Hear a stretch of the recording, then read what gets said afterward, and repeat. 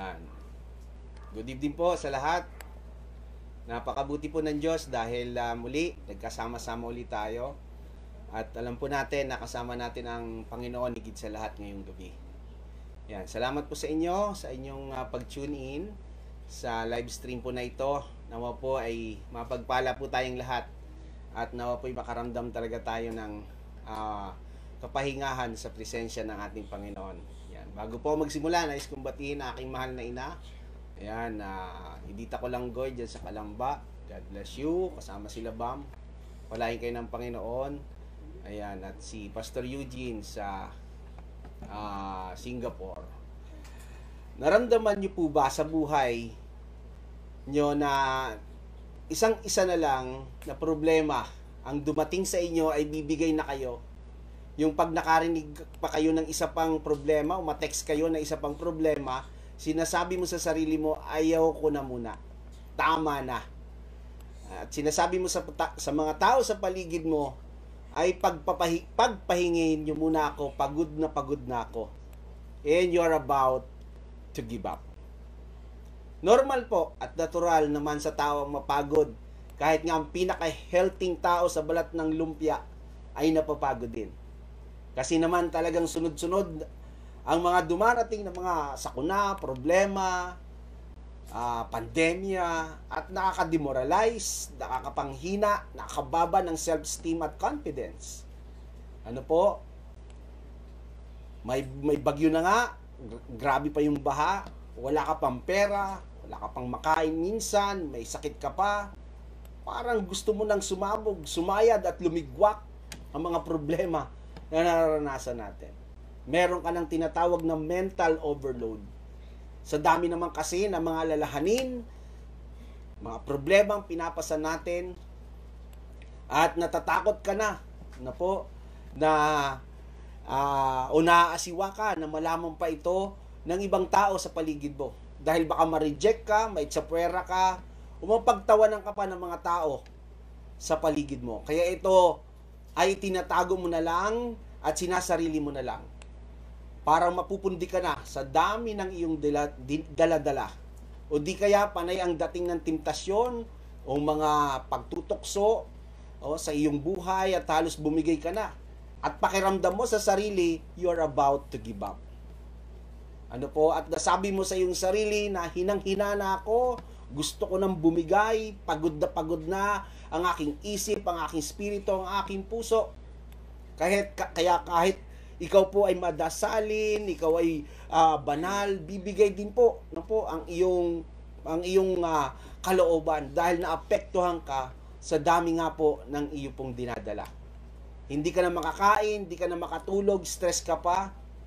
Kaya pagka may umubo lang sa tabi mo, konting ubo lang, mahahawa ka na eh. Kasi mababa nga po ang iyong immune system o resistensya dahil hindi ka nga makapagkatulog. Kaya ingatan natin na tayo ay dumating doon sa breaking point ng ating pong buhay. Kaya po yung iba nagkakaroon talaga ng depresyon at nararanasan nila ang kababaan ng kanila pong emotional aspect ng kanilang buhay. And you are about to give up. Ang pamagat po ng pag-aaral natin ngayong gabi, when you are about to give up. Sa Numbers chapter 20, 8-13, ang sabi, take the staff, and you and your brother Aaron gather the assembly together.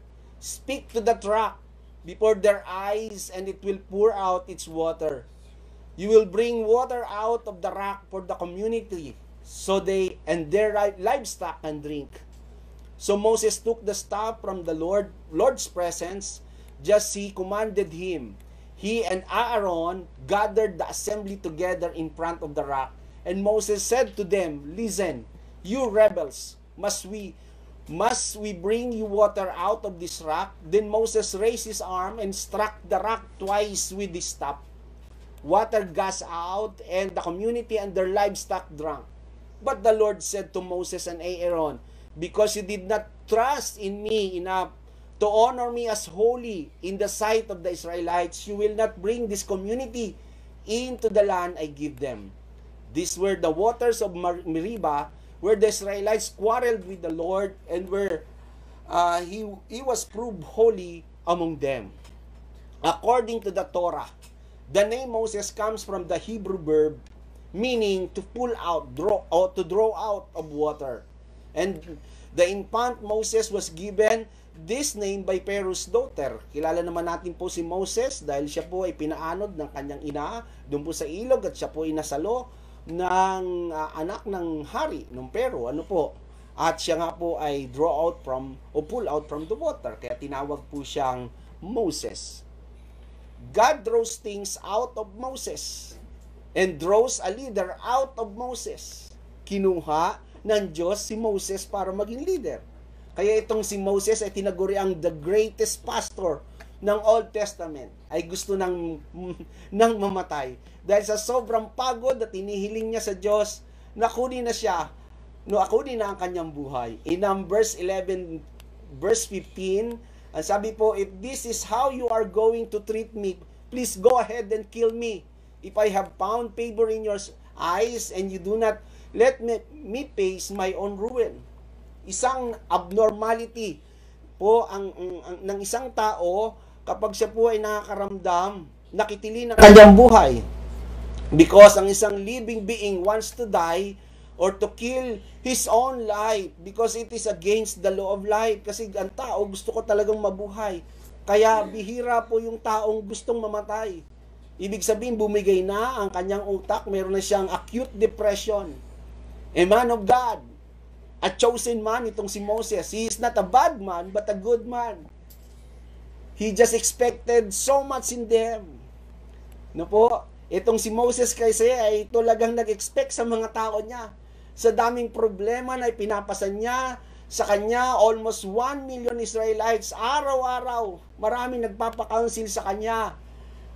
No po, kaya pagkatapos magpa-counsel ng isang tao, sasabihin ng mga taong ito, salamat Pastor Moses, gumaan ang dinadala ko, gumaan ang loob ko. Yes, gumaan nga ang iyong loob, you're welcome.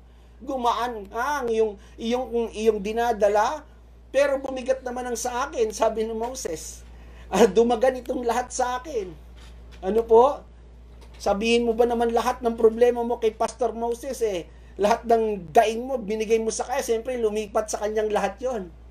Siyempre sabi niya, okay, pagkatapos ng isa, na kanyang counsel, okay, next, counsel, next please, next ulit, counsel please. Gaano karami ang dinidinig ni Moses? Kaya nga itong si Jethro na kanyang biyanan, ay nagpayo sa kanya.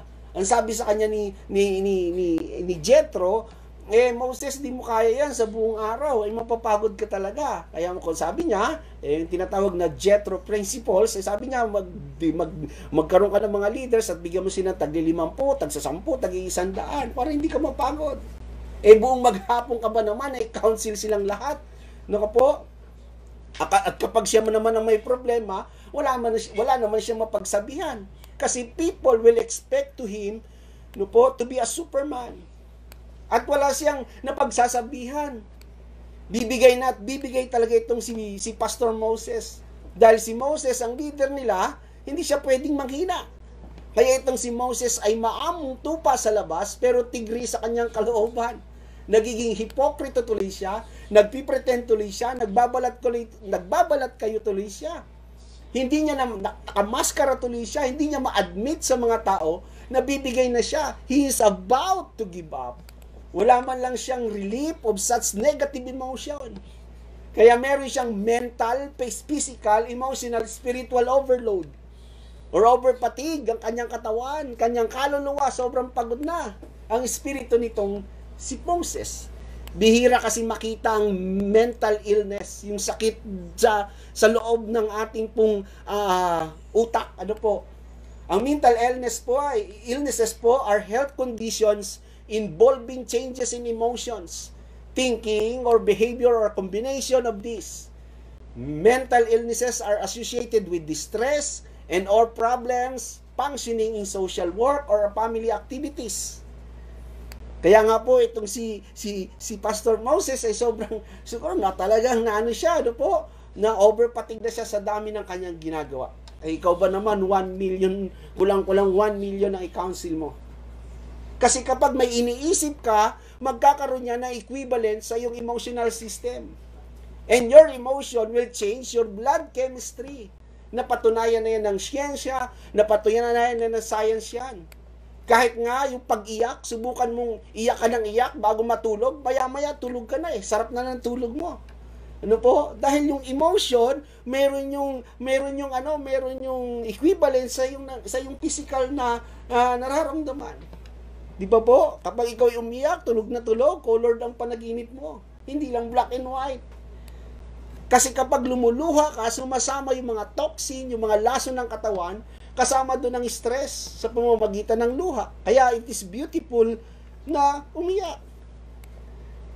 Kaya yung hindi umiyak, nagmamatsu-matsuhan, yung nagtitigas-tigasan, sila yung bigla na lang bumubulagta kasi walang outlet, walang labasan. Hindi nailalabas ang kanilang mga emosyon. That's why your emotions affects your health. Science already proven it over and over again. Kaya yung mga inggitera, yung mga insekyora, yung mga pentasera, yung mga daldalera, yung mga galitin, yung mga chismosa, yung maraming bitterness sa puso, yung mga maraming negative emotion, tingnan nyo, maraming sakit din yung mga yung dinadala. Kasi yung negative emotion changes the heartbeat, changes the blood vessels, changes the blood chemistry. Sumisikip biglang yung puso, ano po yung pagtibok ng yung puso, tumataas ang iyong high blood, at tumataas ang iyong high blood, ano ba yun? Yung blood pressure mo tumataas, kaya nagkakasakit ka. Because negative emotion creates disease. Ano po, pansinin niyo yung mga umiibig, di po ba?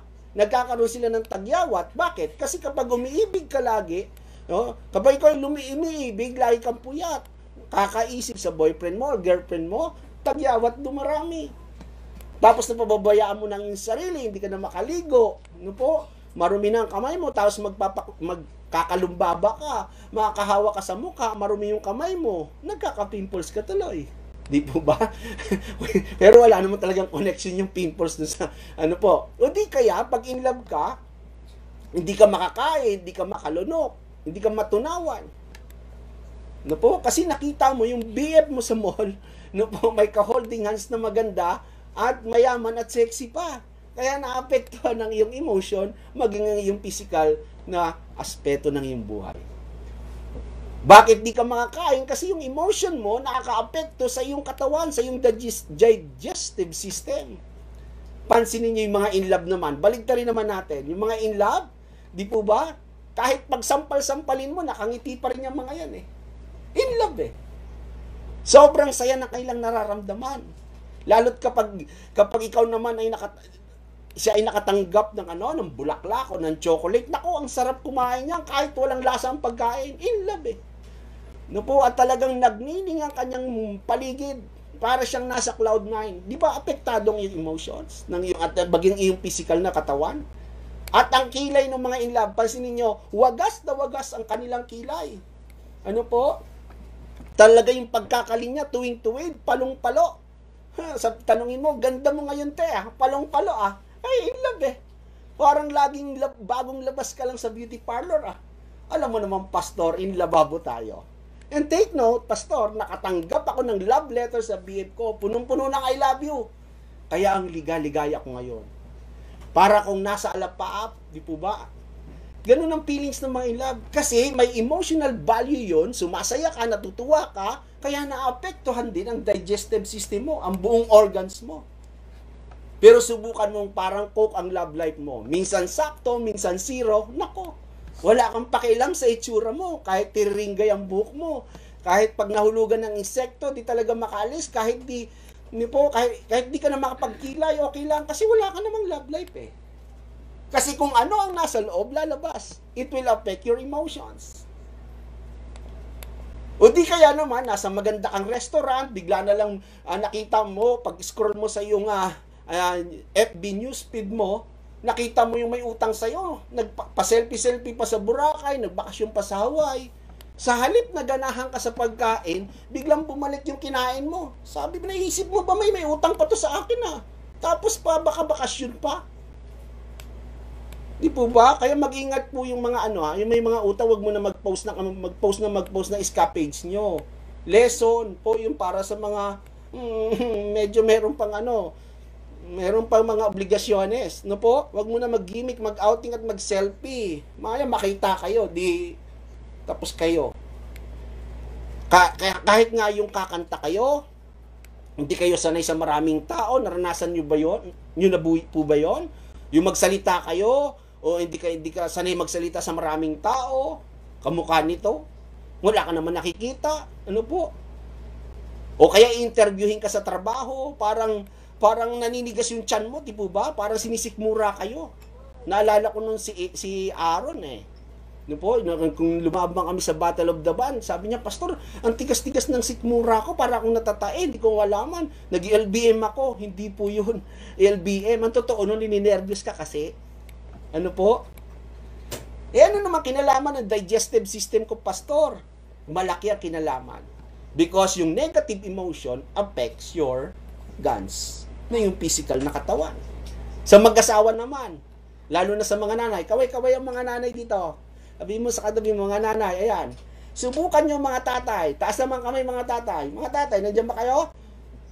Say hello, say amen naman kayo, mga tatay. Di ba? Taas ang kamay ng mga tatay dito na nanonood. Subukan niyang wala kayong intregang pera, ang tamblay ng katawan ng mga nanay.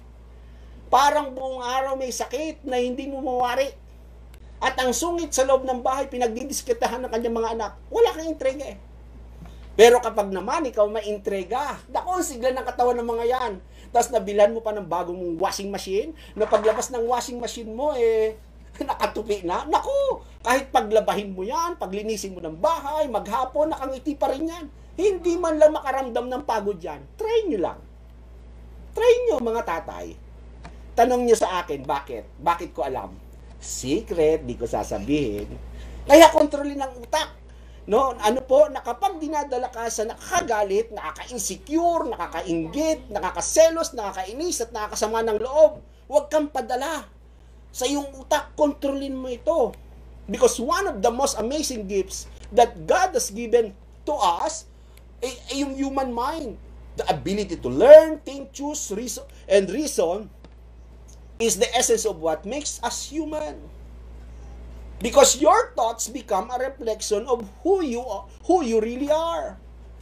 Kung anong laman ng utak mo, yun ang pagkatao mo. Kung paano tayo mag-isip, yun ang nagiging pagkatao natin, yun ang nangyayari sa buhay natin. In Proverbs 23 verse 7, ano po ang sabi? For as he thinks in his heart, so is he. Ano po? Kung anong naiisip mo, yun ka. Kaya nga sa Numbers chapter 20 verse 8, itong balik tayo kay Pastor Moses, napundi na itong si Moses sa tindi ng reklamo at murmuring o mga bulungan ng mga tao sa paligid niya. Hindi na kinaya ni Moses, overload na. Hindi niya na kayang kontrolin ang kanyang emotion. Kaya ang dialogue nitong si Moses, ang mana ay di mauubos, pero ang pasensya ko ubos na. Si Moses talaga nagpauso ng hugot na yan. At ang paborito niyang pelikula ay One More Try. Na paborito din ito ni Ate Rax nyo. Sabi ko nga, bakit mo palaging pinapanood yan? Mahal yung hindi ba One More Try? One More Try yun? One More Try. No, kasi kamukha ko daw yung bida dun sa One More Try. Sabi ko sino? Si Dingdong Dantes? Hindi, si Dingdong Abansado. Itong Moses ay grabe ang kanyang nararamdaman. Ano po? Yung kanyang emotion. Hindi niya kayang ilabas, kaya siya ang nagpauso talaga ng mga hugot. Kaya sabi ni Lord, ang sabi niya, Lord, please go ahead and kill me. Sabi niya kay Lord. Kaya dapat di ka humuhugot sa iyong emosyon. Dapat ikaw ay humuhugot sa iyong devotion. No po? Because Moses was frustrated with the people he loved. The leader was frustrated to the people, and the people are frustrated with the leader. Para yung emotionally bogged down itong magkabila, yung people and then the leader. Alam niyo po, madaling sumunod ang mga tao kapag walang trouble, walang hassle, walang inconvenient. Ano po? Madaling sumunod ang mga tao, pero subukan mo, ikaw tatay, nanay ka o leader ka ng iyong pamilya, subukan mo pag may problemang nangyari, may pagsubok na na-encounter kayo. Kapag dumating sa punto na sunod-sunod ang dagok ng buhay sa pamilya, doon nyo po masusubukan ng kakayanan nyo bilang leader. Sa leadership nitong si Moses, makikita natin Nung walang makain ng mga Israelita, nagreklamuhan. Sabi ng mga Israelita, bakit nyo pa kami inalis sa Ehipto? Ninunong Moses o Pastor Moses? Sana doon na lang kami, dinala mo pa kami dito sa disyerto, mamamatay din naman kami sa gutom. Di nagpaulan naman ng Diyos ng mana, at saka ng barbecue. Di po ba? Di ba? Sabi niya, sawa na sila sa mana, so nagpaulan ng barbecue si Lord, yung mga pugo naman. At sawa na naman daw sila sa mana. Tapos reklamo na naman, nauuhaw na naman daw sila. Kaya itong si Moses nagpunta sa Diyos, sumingi ng tubig. Pero talagang galit nitong si Moses, kinikim-kim niya lang. Kaya mahirap talagang mag-pray sa Diyos pag may galit sa puso. Instead, the blessing ang tanggapin mo, curse ang aabutin mo eh. Ganyan na ganyan din ang mga tao ngayon. Walang pinagkaiba. Na iba lang ang panahon, pero pareho lang ang ugali ng mga tao noon at ang tao ngayon. Sa mga Israelita noon at ang mga Kristiyano ngayon. Kaya kahit siguro santo ka, mapupundi ka eh. Pasalamat na lang talaga ako dito po sa NCC family. Palakpakan natin ang Panginoon, palakpakan tayo. Wala man lang nagrereklamo at ng mga nagbumurmuring dito sa NCC. Di po ba? Sabi mo sa katabi mo, buti na lang, hindi ka mareklamador. Yun ang akala mo, pastor. Di po ba? Kaya sabi ng mga Israelita, ang sabi ng salita ng Diyos, sa Numbers 20 verse 8, take the staff, and you and your brother Aaron gathered the assembly together, speak to the rock before their eyes, and it will pour out this water. You bring out of the rock for the community, so they and their livestock can drink. Di po ba? Ang instruction kay Moses ng Lord, speak to that rock, and it will pour out its water. Pero hindi niya ginawa yun sa sobrang galit. Pero dahil emotionally ill na ito si Moses, talagang he melt down. Talagang wala na. Di na yung breaking point ni Moses eh. Talagang bumigay na siya. Sa halip na magsalita lang siya, kausapin niya lang yung bato, lalabas na yung tubig, but because of his frustration, this disappointment to the people, ano nangyari? Because when the negative emotion arise, it will affect your decision making. Moses disobeyed, sabi ng binasa natin kanina. He disobeyed God. He's striking the rock instead of speaking to it. Therefore, we teach that Moses was punished for striking the rock twice in the sense of striking it. Alam niyo po ba kung sino yung rock na hinampas niya sa wilderness? The rock is type of Jesus Christ. The rock is the typology, the metaphor of Christ. So walang iba kundi si Lord pala yon. Sabi ng scripture in 1 Corinthians, ang sabi? Teaches that rock is the desert was intended by God to be a picture of His Son, Jesus Christ. Tingnan natin 1 Corinthians 10:4. And drank the same spiritual drink, for they drank from the spiritual rock that accompanied them, and the rock was Christ. Tingnan nyo po, si Christ pala yung rock na yon. Kaya sabi ng Diyos kay Moses, dahil sa ginawa mo, na dapat nagsalita ka lang sa bato, hinampas mo ito. Kaya mula ngayon, hindi mo sila madadala, hindi mo sila masasamahan sa promised land. Yes, may karapatan naman talagang magalit itong si Moses sa mga tao dahil nag-invest siya sa kanila, nagsakripisyo siya sa mga tao. Di ba nakapatay pa nga siya? Kaya napunta siya dun sa sa wilderness ng 40 years, another 40 years. So 80 na siya nagsimula. Kaya pag nag-invest ka, humanda ka, madidisappoint ka o mabibigo ka. Nag-invest ka eh. Tulad na lang kanilang pangyayari. Yun, nag-invest si Tita Noemi. Yun ang nangyari. Sino po dito ang nagalit na? Kailan huli kayong nagalit? When was the last time that you lose control because of anger? How did you carry yourself? Chances are, in our peaks of our anger, we make fools of others and ourselves in our life. How many friendships were destroyed by anger? How many family relationships were destroyed by anger? How many businesses, relationships were destroyed by anger? How much happiness have you been robbed of because of anger? Sabi, wag daw pabayaan na ang galit natin ilubugan ng araw. Paano kung gabi ka nagalit? Sa anger na yan ay marami daw ang taong nalulugi. Because anger hurts, destroys, and kill your spirit. Ikaw palang pinapatay niyan. Sa pagmamadaling magalit, damage tuloy, including ourselves. Kaya pag nagmahal ka, humanda ka ding masaktan. Because pag nag-invest ka, you create expectation. At if you have investment, you have expectation. At kapag ikaw nag-expect, you create frustration and disappointment. Tuloy-tuloy yan eh. Investment, expectation, frustration, and disappointments. Nasa isip kasi ni Moses, bakit ko pa bibigyan ng tubig itong mga matitigas na ulo na to? Kaya na lang magkadamatay itong mga ito, mga nagwawala. Sakit lang ng ulo ko ito. Pero ano kaya ang maramdaman natin? No, kapag yung taong galit na galit tayo ay patuloy na pinagpapala ng Diyos. Nasubukan niyo na po ba yun? May galit na galit kayong tao, no, may galit na galit, mayroon kayong kinagagalitang tao tapos pinagpapala ng Diyos. Feeling kasi natin minsan hindi makatarungan ng Diyos. Akala kasi natin pag na-frustrate tayo, na-disappoint tayo sa mga tao, mapoprostrate din ang Diyos sa kanila. Kaya ito si Moses, di nakapasok sa promised land eh. Talagang napika siya eh. Talagang sumabog siya eh. Gusto kasi natin, sa atin lang ang Diyos ay merciful, sa iba hindi na.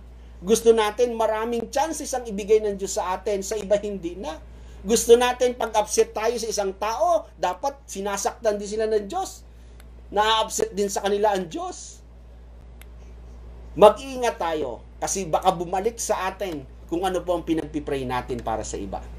Kasi gusto mo mabuhay, gusto rin nilang mabuhay.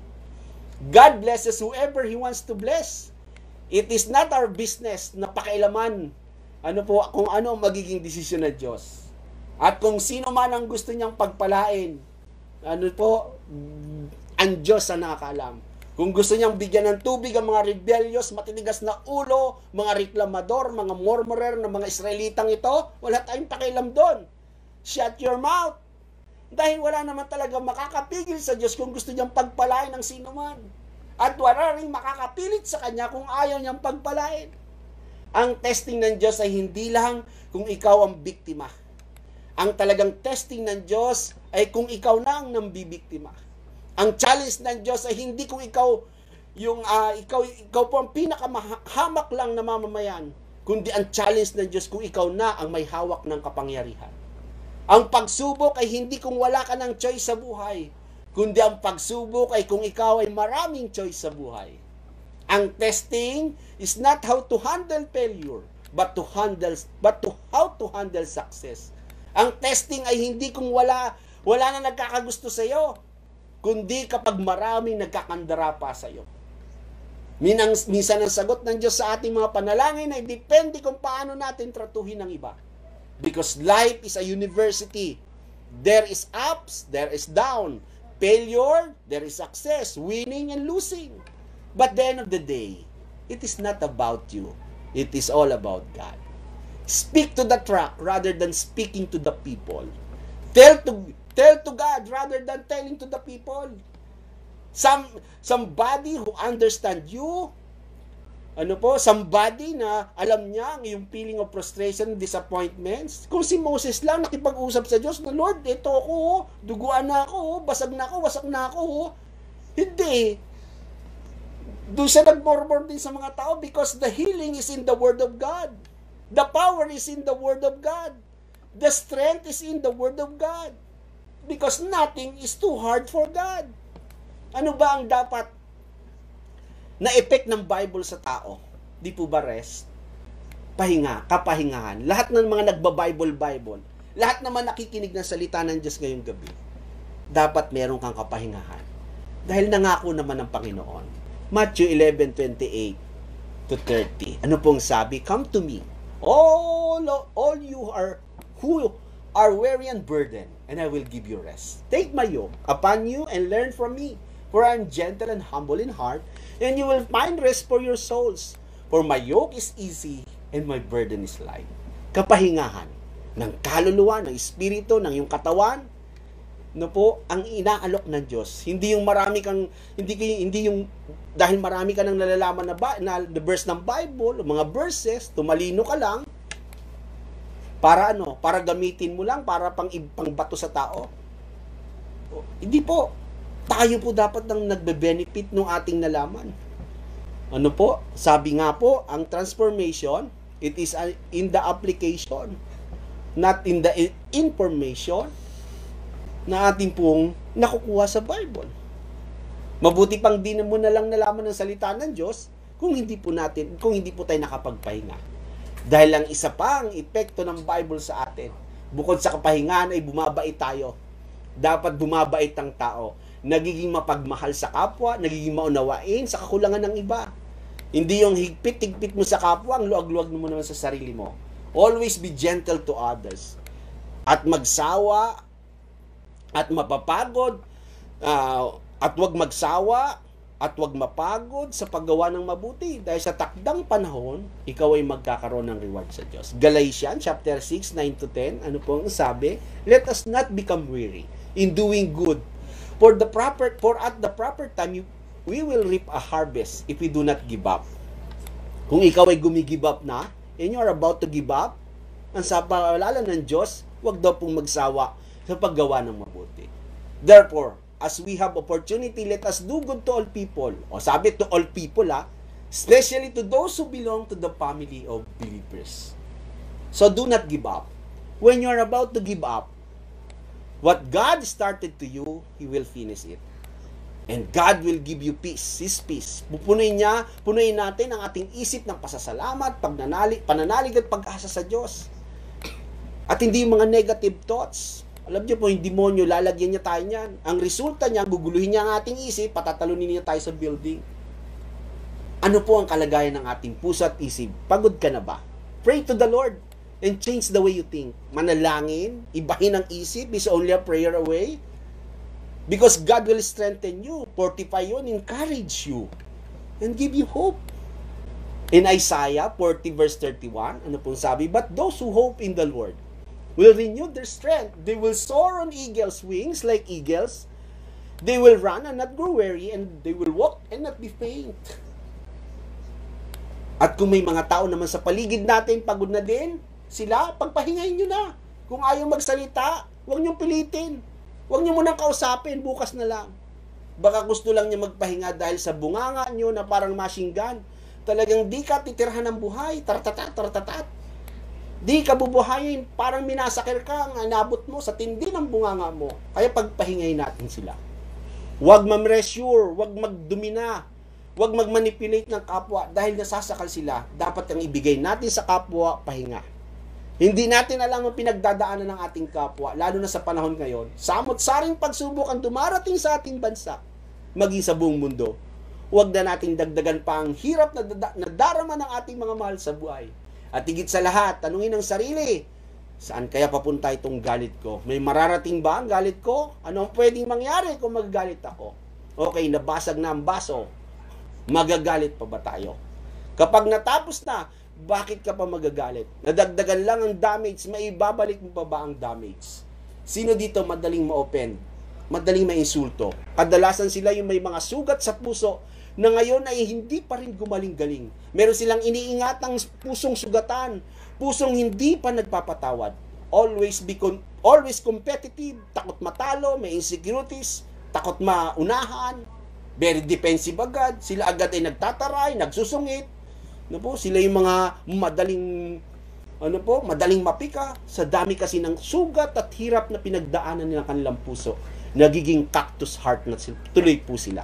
Sabi ng James 1:19, my dear brothers and sisters, take note of this. Everyone should be quick to listen, slow to speak, and slow to become angry. Delay. Sabi ni James, ang isang paraan para mawala ang anger, delay. Slow to anger. The greatest remedy for anger is delay. Why? Kasi kapag handang-handa ka ng manampal, manangalmot, manakal, manipa, manakit ng kapwa, delay it. Dahil chemical change lang yan that lasts for only few seconds. Pag nakalampas ka na dyan, humuhupa na. Mawawala na yan. Start counting 1, 2, 3, 4, 5 hanggang 100. O kaya mag-recite ka ng ABCD. Ay nakalimutan mo na yung susunod. Hindi mo na maalala. Nawawala na yung anger mo. Naiba na yung blood chemistry, bumababa na sa normal ang iyong nararamdaman. Kaya tayo sumasabog dahil sinasabayan natin ng action ang mga chemical changes ng ating katawan para magsalita ng masama, masakit, manumbat, maging war freak, o bigla na lang mag-walk out at binabalibag mo ang pinto. Anger outbursts happen whenever we allow our flesh to control us rather than the Holy Spirit controlling us. In Galatians 5:22, one of the fruit of the Holy Spirit is self-control. Pag pinagbigyan natin ang ating sariling kagustuhan, doon lumalabas ang ating pagiging halimaw. Totoo po yan. How can we be the Spirit-filled? By being prayerful. Manalangin. Start the day with prayer. Ask the Lord to infill you with the Spirit and strengthen you when there is a provocation comes during that day. Study the Word of God and choose to obey His words. If the Spirit control us, the anger cannot control us. Because the thin line between maayos na pag-iisip at pagkabaliw ng isang tao kapag siya'y nagagalit. Never give up. Never ever give up. Dahil kasama natin ang Diyos at mahal tayo ng Panginoon. God bless us all. Let us pray. Heavenly Father, kung pag-give up na po kami, kung punong-puno na kami, kung punding-pundi na kami sa buhay, Lord, we ask your Spirit, Lord God, to empower us, to strengthen us, to encourage us once again. We will wait upon you, Lord. Yes, we will walk, but not we will go weary. We will run, but not go faint, O God. We ask your Holy Spirit to empower us. Every one of us who listening and watching right now, Lord, in this FB Live. Lord, we need your Holy Spirit, Lord God, to control us, not our flesh that control us, but you, Holy Spirit, control our whole being. Hindi kami gagaya kay Pastor Moses na talagang bumigay siya. Talagang dumating siya sa punto ng kanyang pagkakaroon, ng kanyang breaking point, Lord, ng kanyang emotions. Lord, tulungan nyo kami na ang makontrol namin ng ating laman, ang aming laman ng aming mga utak. Control it, Holy Spirit, at kayo pong manguna sa amin. Help us na makita talaga, mag-shine talaga ang glory mo sa iyong mga anak. Bless every one of us, Lord God. Speak to us, Lord. Wala kayong lalagpasan, and bless us. In Jesus' name, amen and amen.